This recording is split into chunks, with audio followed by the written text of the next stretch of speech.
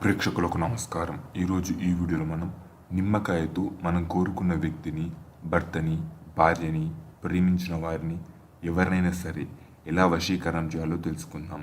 ఇప్పుడు ఒక నిమ్మకాయని తీసుకొని ఆ నిమ్మకాయ మీద మీరు ఎవరినైతే వశీకరణం చేయాలనుకుంటున్నారో వారి పేరు రాసి దాన్ని పసుపు మీద ఇలా నిలబెట్టి పసుపు మీద ఈ ఒక నిమ్మకాయని పెట్టి మీరు ఎవరైతే వశీకరణం చేయాలనుకుంటున్నారో వారిని తలుస్తూ ఓం నమో వశ్య కురుకురు స్వహి, ఓం నమో వశ్య కురుకురు స్వహి, ఓం నమో వశ్య కురుకురు స్వహి అనే ఈ మంత్రాన్ని 21 సార్లు జపించి ఆ నిమ్మకాయని ఏదైనా ఒక్క మనుషులు అడుగు పెట్టని చోట ఈ యొక్క నిమ్మకాయని పెట్టాలి.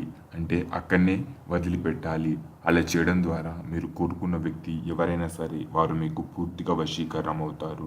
ఇది కేవలం మంచి కోసమే చేయాలి. చెడు కోసం చేస్తే ఇది మీకే చెడులా మారుతుంది. ధన్యవాదములు.